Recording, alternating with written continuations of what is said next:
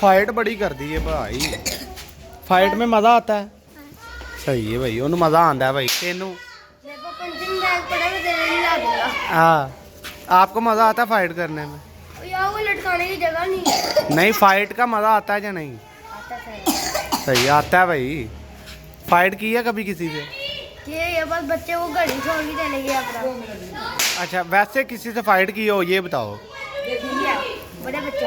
अच्छा अच्छा, फाइट की है भाई बड़े लोगों से, ऐसी है? रिकॉर्डिंग बंद कर दे। रिकॉर्डिंग बंद ही है, देख ले रिकॉर्डिंग बंद है। देखने दे निरा। तुम फाइट करने का मजा आता है तुम्हें? आप मजा निकालूंगा आपका। मेरे साथ फाइट करो, मेरे साथ करोगी फाइट? इधर तो आओ। मैं कर लूंगा आराम से। नहीं, मेरे साथ ना तुम करो भाई। भाई मुझे पता तो हो जाएगा। एक तो मैं पहले इधर गुदगुदी करूंगा। बस ये फाइट होगी।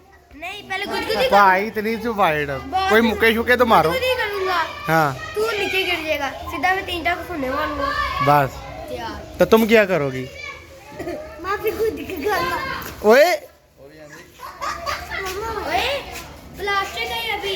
ਇਹਨੂੰ ਫੜ ਕੇ ਵਜਾਓ, ਇਹ ਸਾਰੇ ਬੱਚੇ ਰਲ ਗਏ।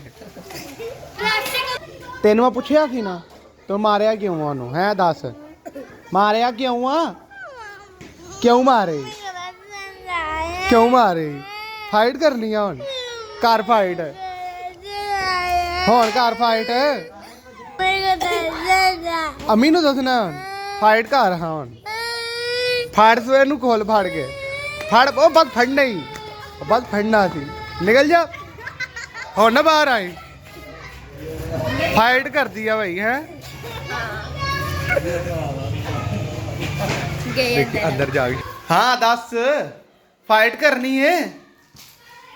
फाइट करनी है फिर कर मेरे ना फाइट। हुण अम्मी कोल आ गई, अम्मी नूं दसना तू तो फाइट, तू बहादुर बच्चा बनन दई है बाहर ते। कर फाइट मेरे ना, मार मैनू, मार मार मैनू। हुण की होए? तां नहीं पता की आंदी पई ही?